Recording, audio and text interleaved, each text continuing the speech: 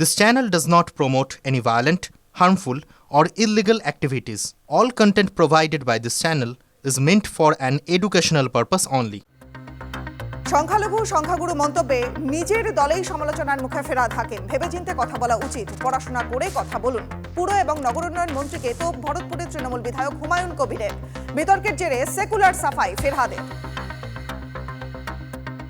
দিনভর দফায় দফায় অশান্তি, শেষ পর্যন্ত কাঁথি সমবায় ব্যাংকের ভোটে সবুজ ঝড়। শুভেন্দুর গড়েই ধরাশায়ী বিজেপি। 108টা আসনের মধ্যে তৃণমূল 101টিতেই জয়ী।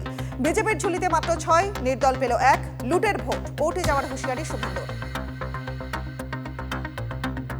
এখনো মেলেনি বিচার। প্রতিবাদে মিছিলের নির্যাতিতার বাবা মা। তিলোত্তমার ধর্ষণ খুন মামলায় সন্দীপ ঘোষ ও অভিজিৎ মণ্ডলের জামিনে সিবিআই এর ভূমিকায় প্রশ্ন।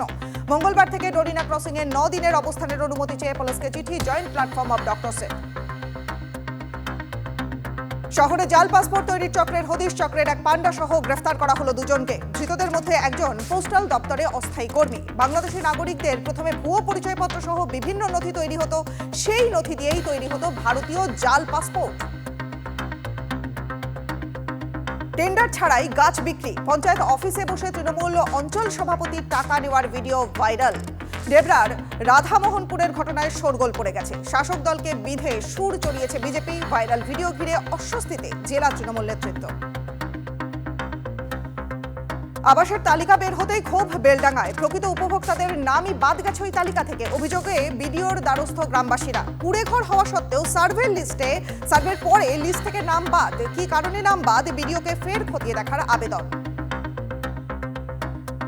জল সংকটে পূর্বস্থলীর পলাশপুলির খাঁপাড়ার বাসিন্দারা। ভেঙে পড়ে টিউবওয়েল। পাড়ার ট্যাপ কলেও নিয়মিত জল আসে না। 2-1টা ট্যাপ কলে জল এলেও তা খুবই কম। পঞ্চায়েতে জানিয়েও মেলেনি সুরাহা, বাড়ছে ক্ষোভ। গরম পড়ার আগেই বাড়ি বাড়ি জল পৌঁছে যাবে, আশ্বাস বিধায়কের। নিম্নচাপের প্রভাবে ঠান্ডা কমতে চলেছে বাংলায়। সাময়িকভাবে উত্তরে হাওয়ায় দাপট কমবে। 3 থেকে 4 ডিগ্রি সেলসিয়াস বাড়বে সর্বনিম্ন তাপমাত্রা। গতকালের চেয়ে 1 ডিগ্রি তাপমাত্রা বাড়ল কলকাতায়। সপ্তাহান্তে 16 ডিগ্রিতে পৌঁছাতে পারে আলিপুরের পারদ। আপাতত দক্ষিণবঙ্গে শৈত্যপ্রবাহের কোনো সতর্কতা নেই।